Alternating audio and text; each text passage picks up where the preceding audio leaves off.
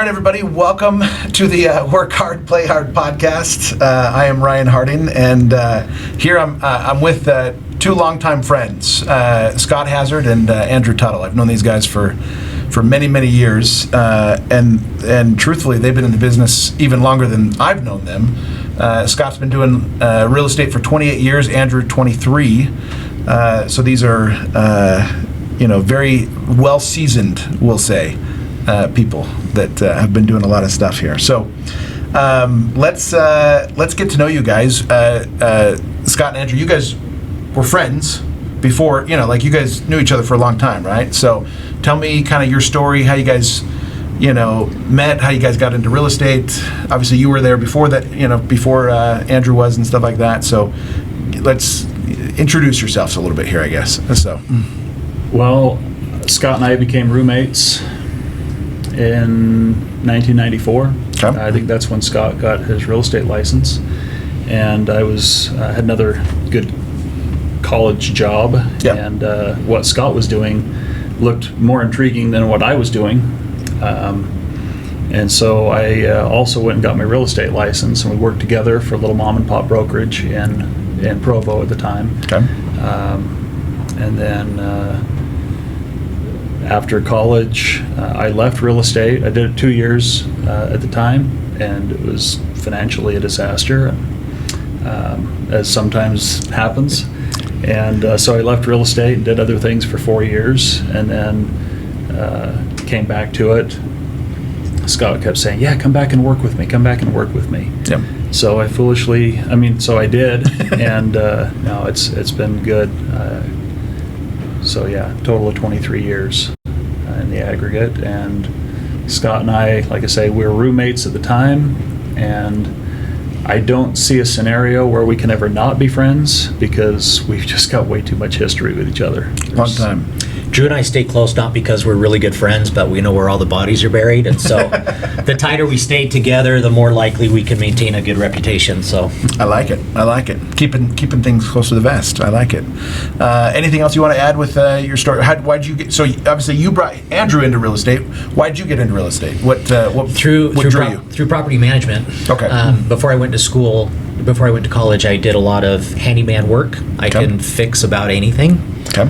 And so I worked for a property management company fixing up their rental properties, and found myself leasing them out and procuring tenants for those properties. And the broker owner approached me and said, "Hey, I can pay you to do this if you go get a real estate license." And so I did, and I started a little bit in property management, and it didn't take me long to realize I could do better selling these things than renting them out. And so Sure. It just kind of evolved from there. Okay. I didn't know you could fix stuff. Not anymore. I've forgotten all of Who that. knew? Well, he doesn't tell you, Drew, because come on, This is how I fix everything now. That's right. Yeah. Little call. Hey, yeah. can you fix this? Yeah. Hey, plumber. Yeah, come out here. All right. So Andrew, you're working for a home builder right now, right? I sell for builder, yeah. You sell. Okay, that's a better way to say it. So Revere Homes, right?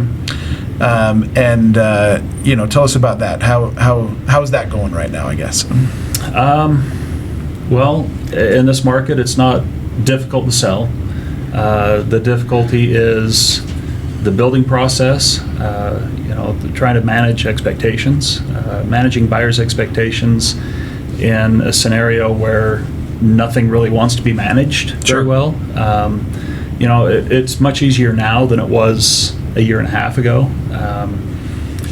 just because when COVID hit, COVID took the blame for a lot of things. Sure.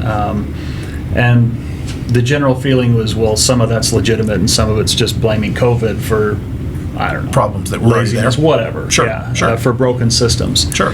And COVID was legitimately responsible for a lot of things. At least it set a lot of problems in motion.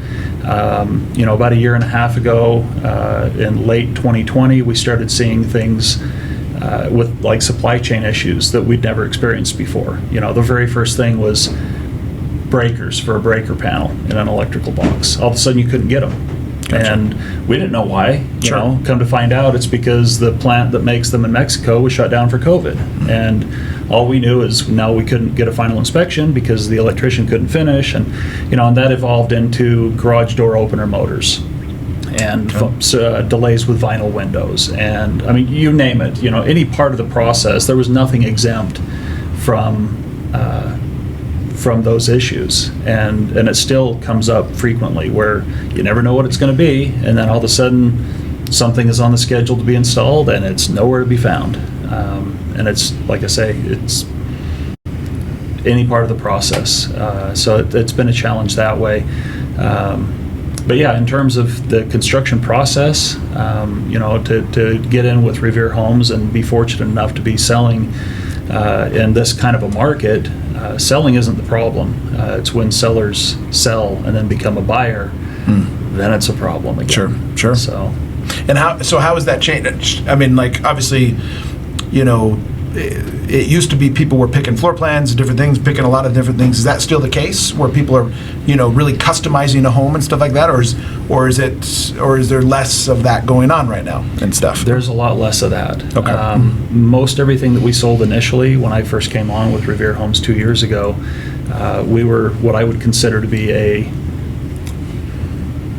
I don't know, what do we call A ourselves? semi-custom builder. Semi-custom might have even been strong, but it was kind of production builder with, where the builder could make where the buyer could make a lot of decisions, design decisions and things like that.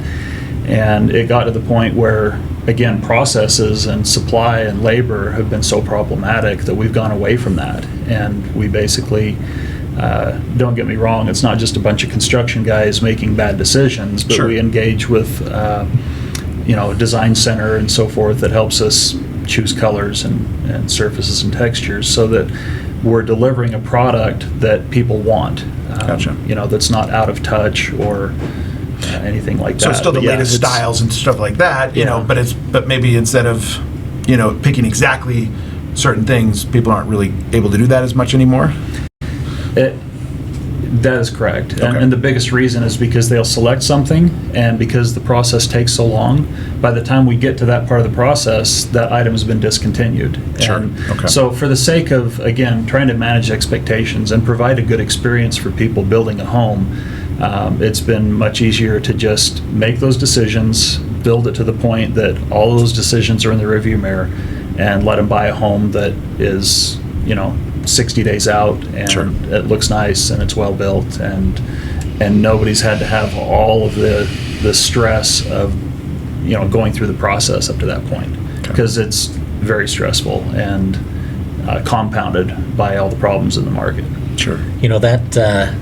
That dynamic's going to be really interesting to see unfold over the next 6 to 12 months, because most builders have taken that approach. Yeah. They're selling standing, ready, deliverable inventory. Yeah. So there's a ton of spec homes in the market right now as we're seeing a changing dynamic and raising interest rates. Yeah. And we've got a whole flood of inventory ready to hit the market over the next 2, 4, 6, 8 months, which is our lead time in that 7 to 9 month range to deliver a home. Yeah. It'll be interesting to see what happens over the summer as affordability continues to crunch with interest rates going up and all of this inventory in the pipeline ready to deliver.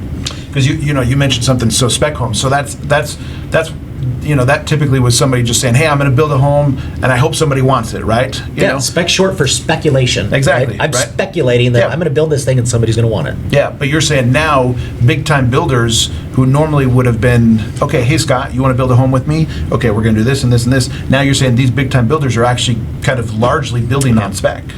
And they do that for the reasons that Drew's talking about. It's hard to control costs. It's hard to control timing. Sure. And it goes over like a pregnant pole vaulter when you lock in a price with somebody in a contract with a clause that says, hey, we can change this price anytime we need to. And Yep. by the time you get across the finish line, you're right there at the 2-yard line and you say, oh yeah, we still have the home for you. It's another $70,000. Wow. Yeah. So to avoid that and cancellation of contracts and moving the target, builders have said, hey, this is a lot better for us to just control our cost. We know where we are. We put it up for sale when we know when we can deliver. We cut out all the supply chain constraint issues and the repricing issues, and we just deliver it at a number, and it's move in today. So, which makes sense in today's environment, right? Right. But what you're saying is, hey, what's the future going to hold, right? I mean, and I can see some obviously negative consequences there. What's your forecast? But also, I mean, obviously they've adapted to the environment, they've had to, and so there's some positive things from that too. But what? I mean, so you mentioned this. What's your forecast for it, or what's your thoughts on it? I guess, or Let me polish off my crystal ball. Yeah, let's well, you obviously have a little bit of experience here, so like. I'm happy to pontificate about that which I don't really know much about or can control. Perfect. So, I like it. Interest rates going up obviously are creating constraints on affordability, which was already a problem. Sure. Your second-time move-up buyers are shifting down and just becoming a first-time move-up product buyer instead of a second-time move-up product buyer. Sure. Constraints on those debt ratios, as you well know, are just putting people into a little different price range, and they're buying less house or less property than they could before. Sure. That doesn't eliminate the demand side of the equation that we still see in the market today. We still have a significant undersupply of residential inventory in the market for the demand that's there. Yeah. So far more buyers, and we have stuff to sell. Yeah. I think that'll start, it's going to take us at least 6 to 12 months to kind of filter through that. Sure. And I think a big determining factor of where we go from there is really with new construction. How many new homes are builders willing to put in the ground between now and 6 months from now to deliver inventory for early next year or spring next year, this time next year, where there'll still be that much inventory, or are they going to pull back and slow down a little bit? I think it really just depends on what happens this summer and, Sure. and how aggressive or confident these builders feel in introducing more inventory. We're already starting to see in the resale market, our available inventory is increased dramatically just in the last couple of months.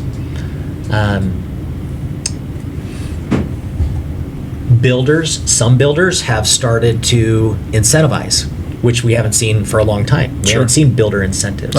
Some builders have actually reduced some pricing in their inventory stock, which we haven't seen for years. And so I think there's been a little bit of a reaction on the supply side of the market Sure. to react to rising interest rates and try to make things a little bit more reachable for buyers that are already constrained from affordability standpoint. Sure. Okay.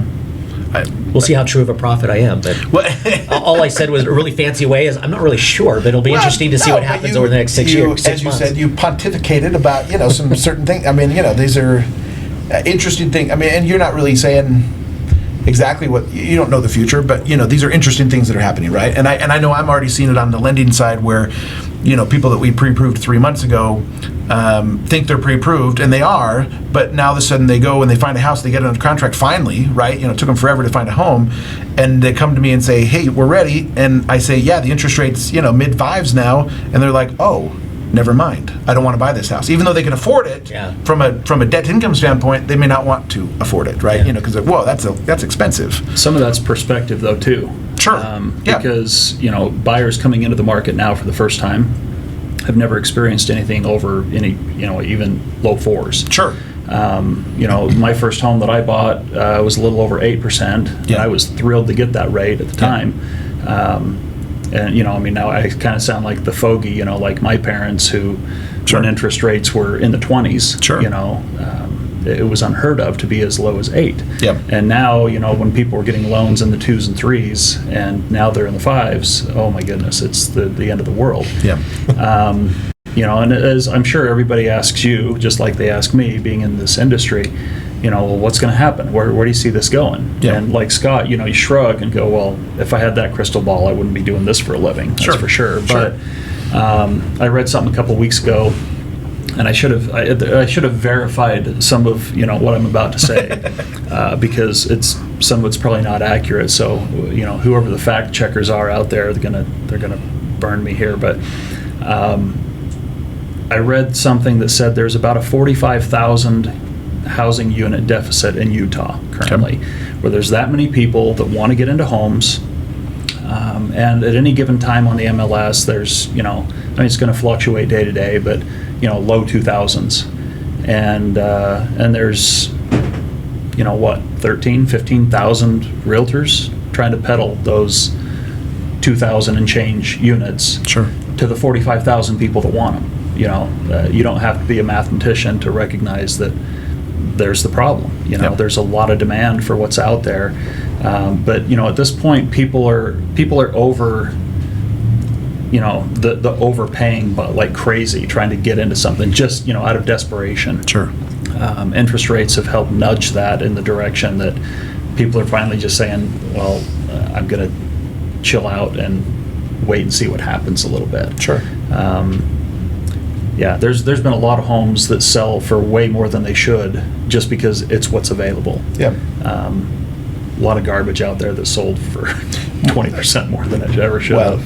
And so that brings us, to I guess that forecast part. I mean, what we're saying, and you can tell me if you agree or not with this, but I think you are seeing some softening in the market. I think you are seeing some different things happening and stuff like that. People say, well, hey, it's going to crash, it's 07 again and stuff like that. It's like, I don't see that. You know what I mean? And I don't either. Okay. Yeah. It seems very different. It's very much a demand problem right now still, right? I mean, you have so much demand and stuff like that. But will you see some slack in the market? Will you see some softening? I think you are. I think you're starting to see that a little bit. But certainly not a crash, kind of thing. So, yeah, and honestly, I see this introduction into a little bit of market correction as welcome. Yeah. It needs to happen. Sure. And we're seeing, I think we'll see a continued dynamic that started kind of through the COVID area, where people learned that they could work remotely. Sure. They could be anywhere. And so if interest rates are creating a constraint on my payment, well, maybe it can lower how much I'm borrowing by lowering how much I'm paying. And we get into periphery markets out in the fringe. Here we're selling mostly along the Wasatch Front. Yep. So you get a little further out from the tree trunk of I-15, a little bit further away. Yep. And that's a dynamic that we're seeing regularly. People are selling along the Wasatch Front for a pretty penny. Yeah.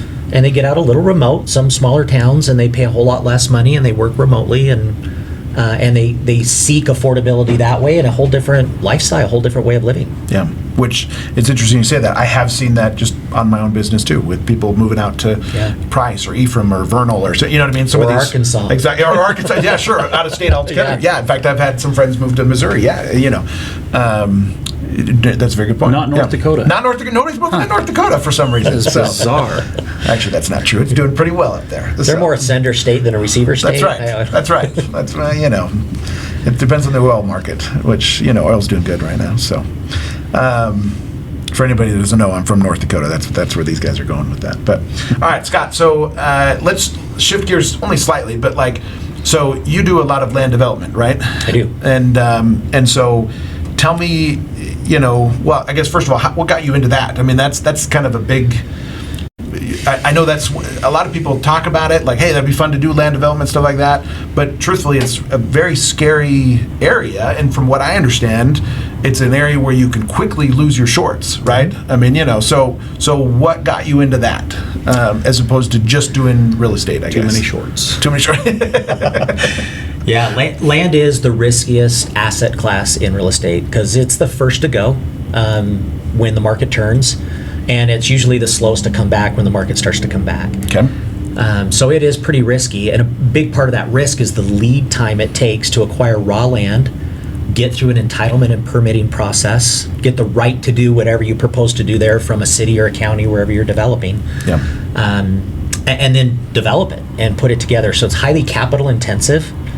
It takes a lot of money to do and a lot of time. And if it takes me 12 to 18 months to deliver a project from conception to delivery, markets can turn really quickly. I mean, we've gone from low threes in December on a prevailing 30-year mortgage interest rate. Today we're in the low to mid fives. Yeah, exactly. On a median home here along the Wasatch Front, that's a $600 difference in a payment per month. Yeah. And I'm only a third of the way through a project for land. So how did I get into it? I got into it through sales. My root is all sales and brokerage. That's where I come from. Okay. I'm a principal broker. I usually average somewhere between 20 to 30 agents that work under my license. Most of my agents have been with me for a long time, a really long time. Like Drew, I try to get rid of him. He just won't go. I've seen that. Just Tenacity. that's what it is. So, but we do a lot of land and a lot of new construction in our firm. Okay. We represent a lot of builders. We do model home representation. Okay. That's something that is it is a learned niche. It's not something that an average resale agent jumps into and says, "Oh, I got this. It's the same." Yeah. When we do resell as real estate agents, we sell a service. And when we do what Drew's doing, where he's in the model home industry and selling new construction, he sells a product. And the buyer psychology is really different. Sure. And so that's just kind of where I was in sales, was in land and new construction. I worked for a large master developer that was just starting out in Eagle Mountain. I started on-site sales in a little trailer in unincorporated Utah County in February of 1996. Wow. And in December of that same year, Eagle Mountain was incorporated as a town, as a municipality. So the original development there was all under Utah County. And I was selling for them. I was their sales and marketing director, essentially. Sure.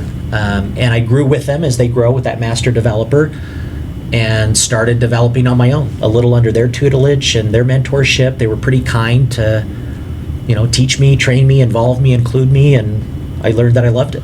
And so I spend more and more of my time doing land development than I Sure. do brokerage. I have really great people that help manage the brokerage and the sales and our property management divisions, and I spend my time doing land.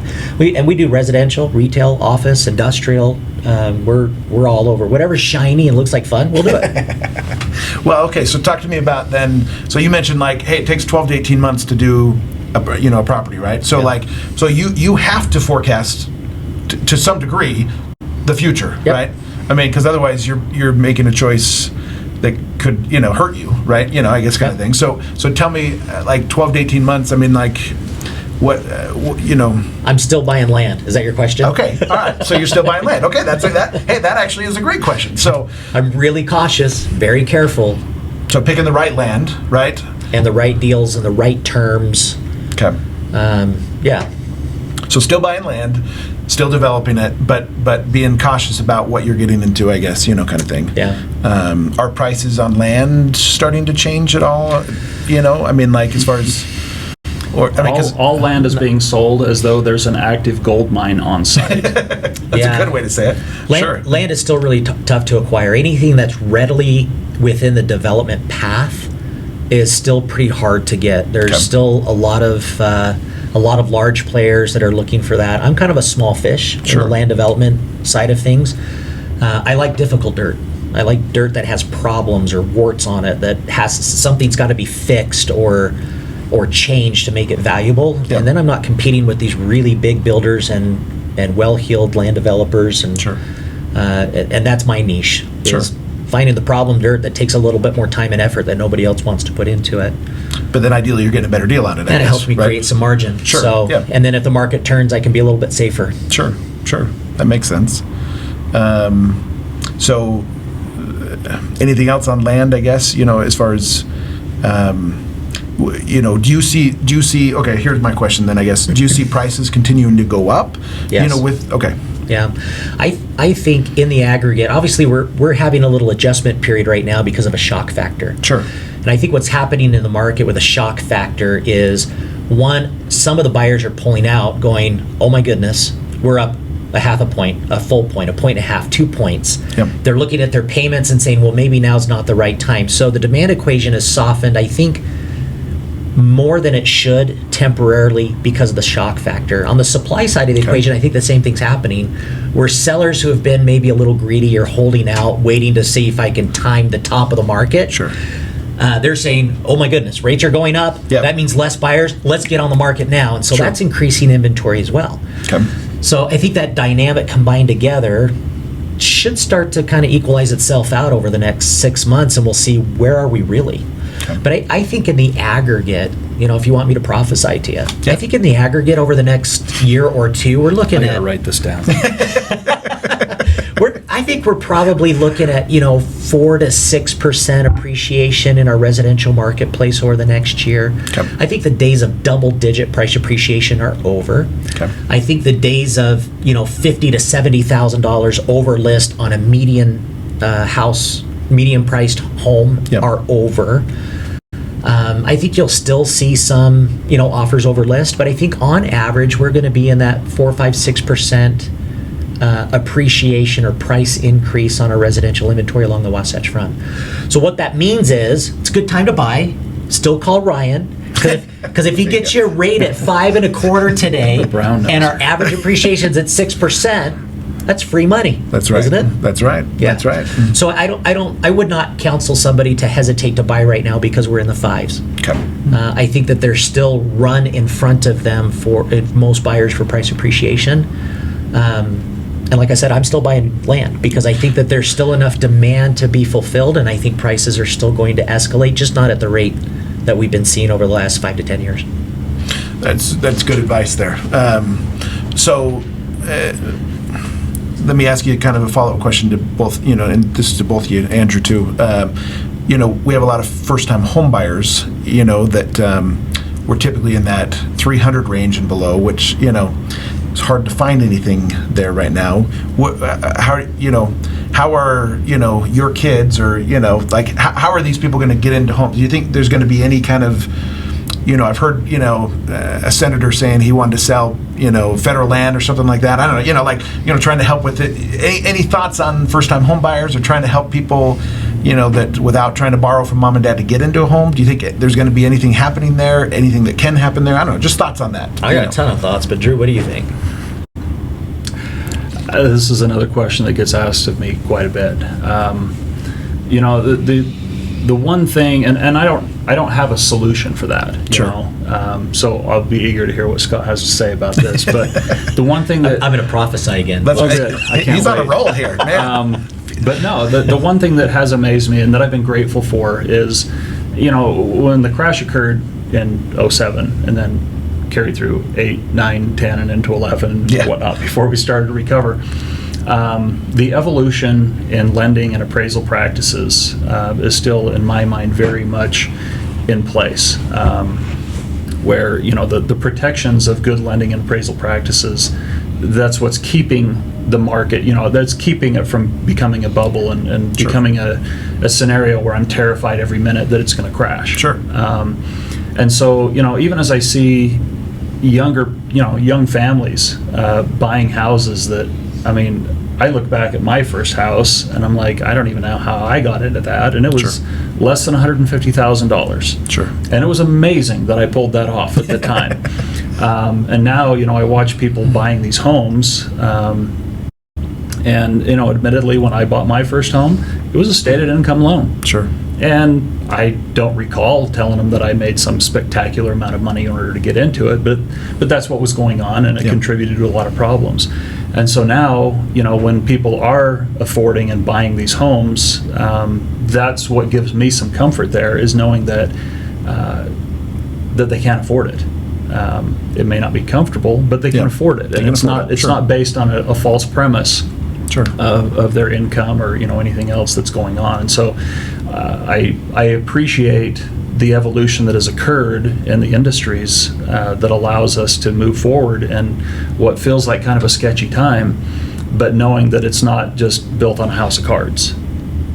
So as far as my 2 oldest children are 20, 22, 23, however old they are.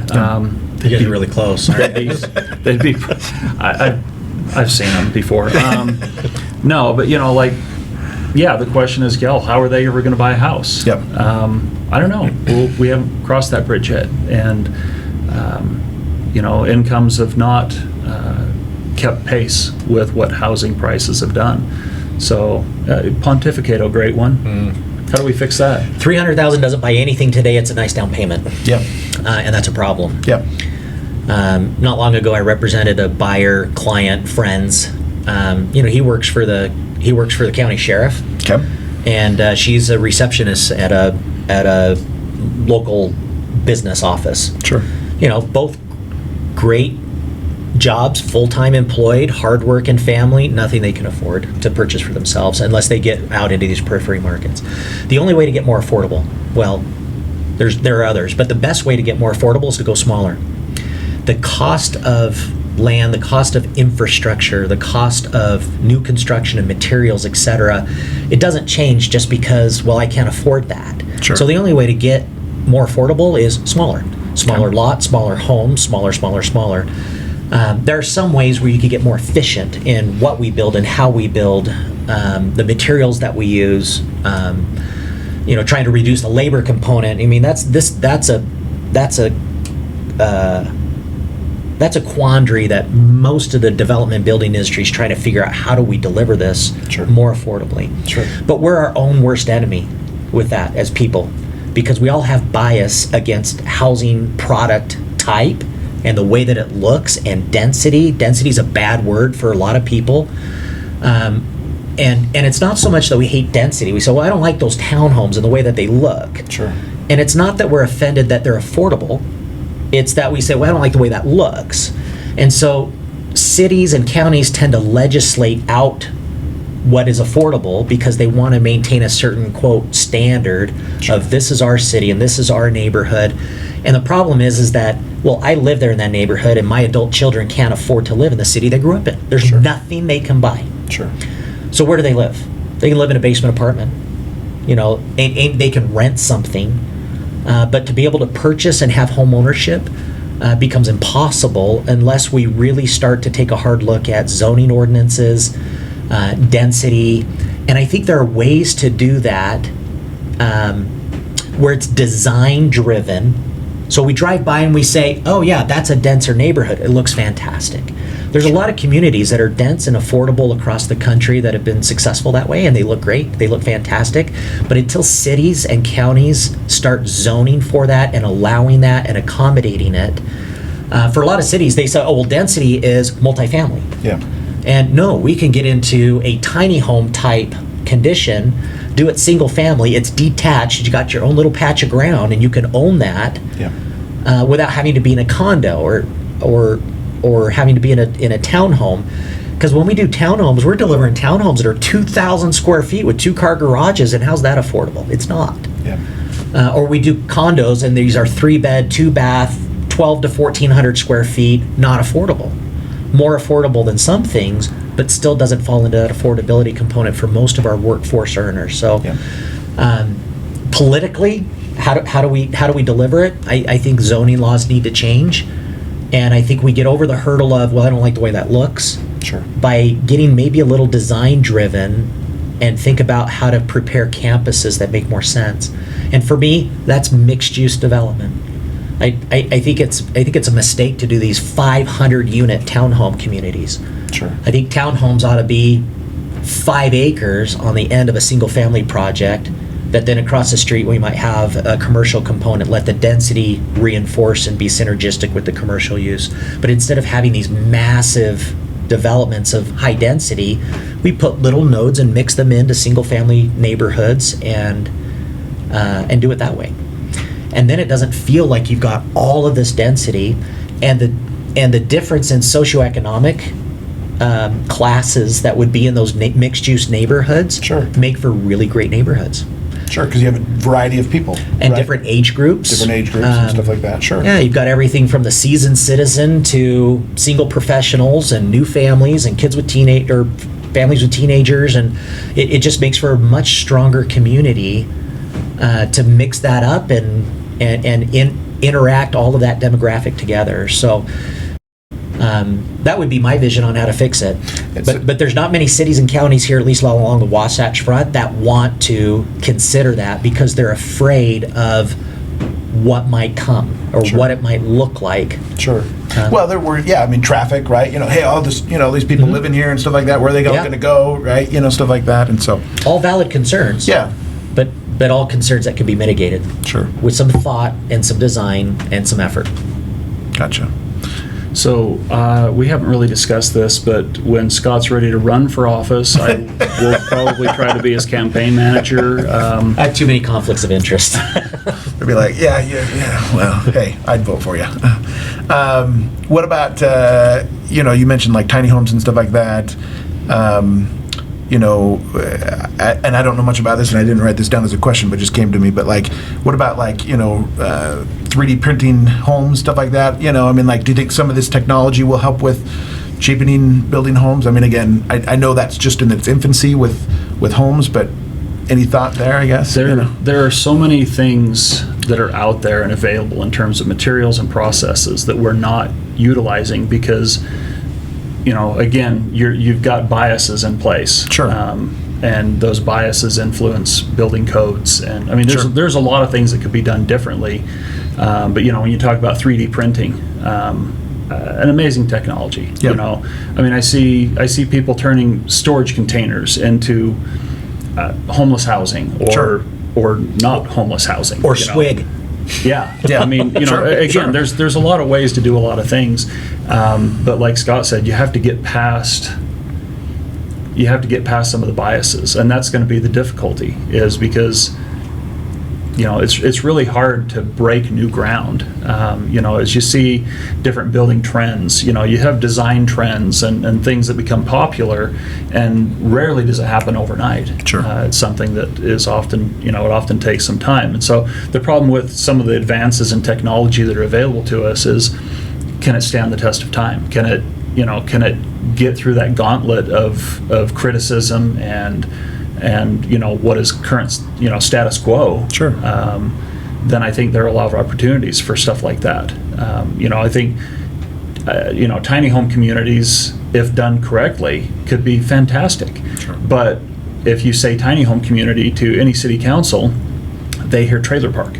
Sure. And unfortunately, it's because some of the people that participate in a tiny home community allow it to turn into a trailer park. Again, there's you know, some things just in spite of themselves, they can't, you know, they can't progress there. But I think there's a lot of things that could be done to improve that, you know, in terms of affordability. But there's a lot of infrastructure in the way of allowing that to happen. So, you know, just kind of shifting gears, kind of as we wrap up here, you know, any advice you would give to people looking to get started in this industry, you know, do real estate? Obviously, you both have had successful careers, you know, as you're looking to retire next year because you're both older. Oh, sorry. No, never mind. Okay. So, you know, like what? That's true, man. I hit the half century mark this year. Congratulations. Thanks. No, so what, you know, any advice you'd give to new agents or different, you know, people starting off in this industry and stuff? So, What do you got, Drew? Wow. You know, it's the initial appeal of, I mean, there's a lot of careers that people look at and go, oh, that's easy street. Sure. You know, all this freedom and all this, you know, all this money and all this freedom, and, you know, I have more than my share of friends give me a hard time because I'm a real estate agent, and well, clearly I never work, and I'm just absolutely loaded, which is none of that is very close to the truth. But you know, to have some staying power, you know, to be patient with the business, to surround yourself with good people that you can trust. You know, Ryan, you've been a lending partner with me for a long time, and it's valuable. You know, whether it's lending or title or whatever. You know, I know that when I send people to you, they're in good hands, and that makes a big difference, because what I do in that regard reflects back right on me. And so, you know, whether it's title people or lenders or, you know, even people within my office, you know, the best move that I made that has also benefited Scott for the last number of years is I've got the best assistant money can buy, and, you know, there's a lot to having good people surrounding you, and being able to work through, you know, markets that are not always just rosy and easy to work through. Sure. Yeah. Oh, I love it. Scott? I think that's good counsel from Drew. I think if I were a new agent getting into the business and trying to learn, I would hop on a moving train. Teams are a big deal in the real estate industry right now for a reason. You can diversify responsibility, but you've got most teams, most successful teams have constant volume with transaction and sales, lead generation. You're going to pay a fair amount of your commission to a broker, and then you pay a chunk to your team leader, and you'll feel a little bit like, well, everybody's taking a piece of what I'm making. And my counsel would be, yeah, and they're adding value to you, and you're making money as you are learning. And so it's paid training to jump on a moving train with a team. I'd say find a team dynamic where that culture with that team jives with you. You're working with people that you enjoy working with. Your value sets are aligned, and then work your guts out. Real estate is not an industry, at least it never has been for me, where it's just easy and I work when I want to. You got to be disciplined. You got to set a schedule. You got to be self-started, a self-motivator. But I would say either get on a team or work for somebody like Drew, where you can, Drew's a sales manager where he's managing multiple model homes for a builder, and he's training and staffing those model homes with agents. That's also a great way to kind of get started in the business because you've got training for that from that builder or that sales manager. The builder's one spending the marketing dollars to drive the traffic to you, so your overhead's a little bit lower. Sure. You don't have to spend money to try to generate business. You sit in a beautiful, air-conditioned or well-heated, depending on the season, model home. Sure. Buyers come to you, business comes to you. It gives you an opportunity to have that interaction, to understand the sales process, get acquainted with contracts and escrow and how all that process works. And so I think one of those two tracks in the residential industry that's probably what I would do if I were getting into the business new today. Jump on with somebody who has a vested interest to mentor you, to train you, and to set you on a path to success. And then after a year or two, or however long it is, if you decide that you want to make a change, you've got a great foundation. You've got some experience under your own belt that is yours, that you can own, and you'll do well. Love it. Okay, great advice from two, long-term experts in this industry. I've known these guys for a long time, and they're legit. They're good guys, both on and off the field, as they would say. So, anyhow. Right, Ryan's still getting to know us. Okay, thanks everybody, for listening to the podcast today, and we'll see you next week.